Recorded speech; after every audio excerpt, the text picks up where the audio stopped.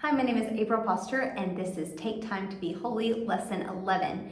All right, we'll start class like normal with a word of prayer, go into our Bible facts and memory work, then we will move into our lesson and finish up with an activity game at the end. All right, so in our last lesson, we want to remind the people where we are. We went from Mount Hor to Hormah, and in this lesson, you have a map with those places labeled. Well, not all the places labeled, but you're going to point down here at the bottom to where Mount Hor and Hormah were, and they should remember that from last week. And talk about what happened there, remind them what happened at Hormah. That was where the fiery serpents were. And then they went and camped in the valley of Zered. Ask the kids, what's a valley? They should be able to tell you that. Then you're going to talk about the Zered River Valley. Also in your packet, and you can decide how to bring these out, but you have pictures of these river valleys. So you have a picture of the Zered River, and then later when we go to the Arnon, you have a picture of the Arnon Valley. And as I'm going through the narrative, I'm showing them where it's at on the map and then showing them a picture of the actual place that you can go to and visit today. All right, so they're in the Zered River Valley, and the people of Moab on one side agreed with the people on the other side of the Zered River not to cross the river.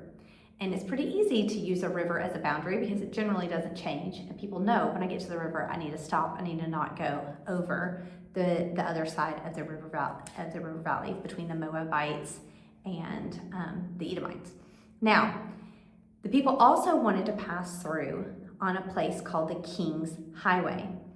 So they sent messengers to the king of the Amorites, and they wanted to pass through on the King's Highway.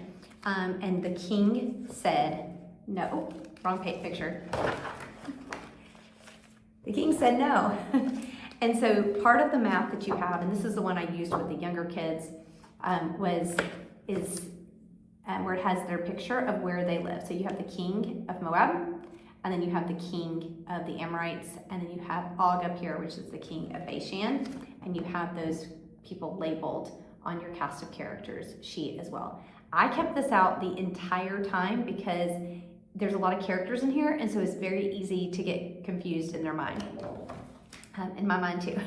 So it's easy to get confused. So I left that out on the table so we could reference it. So the King Sihon, king of the Amorites, said, no, you cannot pass through there. Well, what happened when he said no? Well, God is greater than King Sihon. So the people destroyed the Amorites. Then the people moved on, and King Og from Bashan, and again, we'll point out where he is on the map.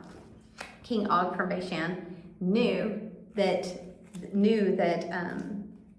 needed to fight the Israelites, and he tried to defeat the Israelites too, but they lost miserably.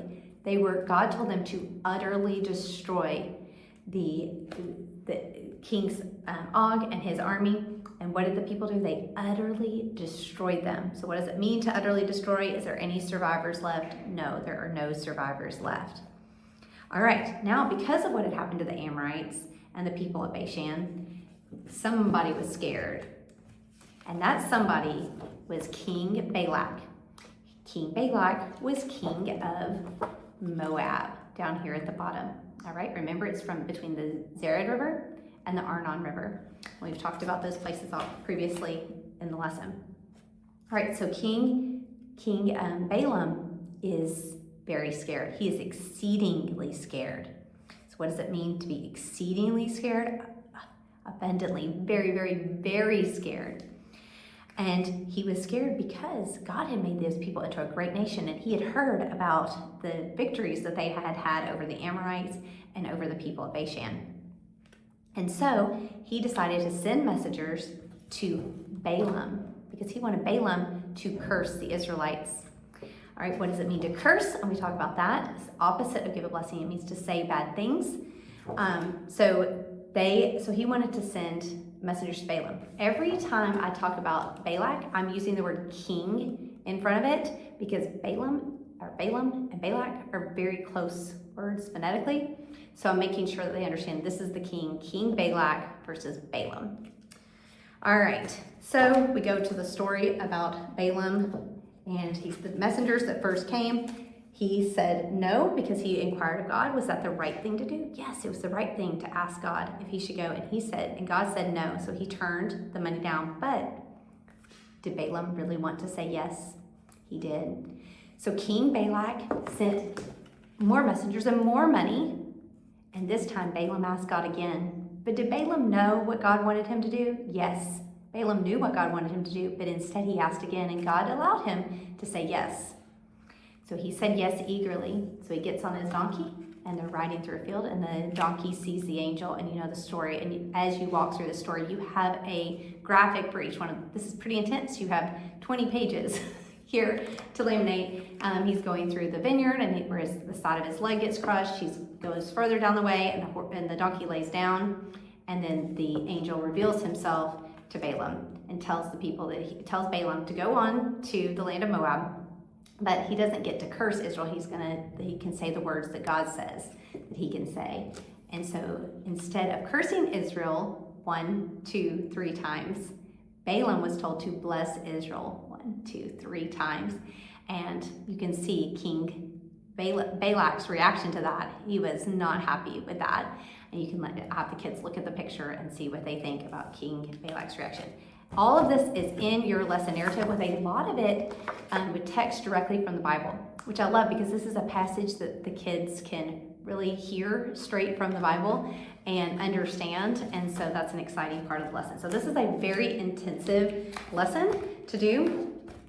One of the activities at the end is a review game, and so I'll talk about that first. So the goal of the review game is you'll put these little pieces into a bag or sack, or lay them upside down on the table, and then you have review questions. Now in this review, you have questions that you have to kind of make a decision on what the kids know and what they don't know, but some of them are highlighted as to use for levels 3 and 4 on it, and so I'm teaching level 1, so I'm editing some of the questions as I go. For levels 3 and 4, and even probably lesson 2, you might want to use a blank map to have them point to the places on the map that your questions tell you to ask. But for the littles, levels 1, we used the map that had the places labeled, they can't read anyway, but also had the kings so that it would trigger where these places were in their mind. So it's not just geography questions, but there are a lot of questions here that go throughout the whole lesson, and it is important that you go through the questions in order because of the way the story is told. So we just went around the room, and each person was for themselves, but I've done it before where you divide the kids up to boys versus girls, or put 2 people on a team, that sort of thing. And the goal of the game is to get 3 angels, because the angel appeared to Balaam 3 times. All right. Now, what happens to the winner? Nothing. Nothing happens. You just get to win. All right, another activity is a little map activity where they're going to cut these kings out, and I usually already have them in strips, so all they have to do is snip, snip, snip, and then you can place them on the map where they belong. You have a little donkey, which this will take all of 2 seconds for them to put the number 3 in here, in there, but a good reminder, and then a coloring sheet that is easy to give them to take home. We don't really do coloring sheets in class because there's not a lot of education that's happening with a coloring sheet, but if you need something for kids to keep their hands busy as you're going through the lesson, or to send them home with, that is fine as well. All right, and that is it for lesson 11.